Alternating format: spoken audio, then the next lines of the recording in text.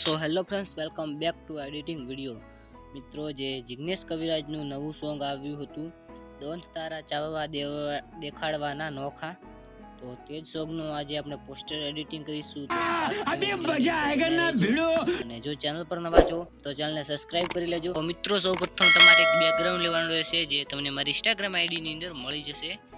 તો આ બેકગ્રાઉન્ડને લઈ અને થોડું આવી રીતે કરવાનું છે, અને આને એક બ્લર આપી દેવાનું છે, જે હું અહીંયા આપી રહ્યો છું.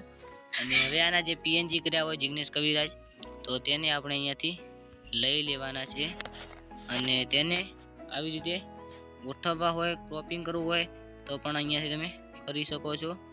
અને આવી જ રીતે જિગ્નેશ કવિરાજને થોડા મોટા કરીને અહીંયા ગોઠવી લઈશું. અને હવે આના જે બીજા કેરેક્ટર છે તેને પણ આપણે પીએનજી કરીને રાખ્યા હતા, તો તેને પણ લઈ લેશું કંઈક આવી જ રીતે, અને આને પણ આમ કરી દઈશું.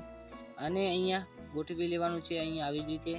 અને હવે જે સોંગનું ટાઇટલ છે, જે મેં પીએનજી કરી રાખ્યું હતું, દોંત તારા ચાવવાના દેખાડવા નોખા, તે અહીંયાથી લઈ લેવાનું છે. અને હવે તમારે બીજાના કેરેક્ટર કોઈ પીએનજી કર્યા હોય તો તે પણ અહીંયાથી લઈ લેવાના છે, અને ના લો તો પણ કંઈ વાંધો નથી.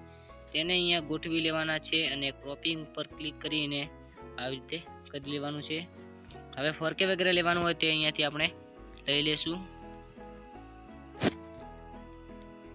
તો આપણે આ ફોરકે આજે લઈ લઈએ અને આને અહીંયા ગોઠવી લઈએ. હવે જે ગુજરાતી ગીતોના પોસ્ટર બનાવતા શીખો,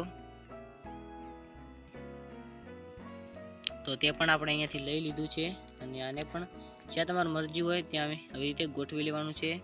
અને હવે તમારે કાઇન માસ્ટરની અંદરથી બેકગ્રાઉન્ડ લેવાનું રહેશે, અને તેને થોડું ક્રોપિંગ કરવાનું છે, જેવી રીતે હું કરી રહ્યો છું.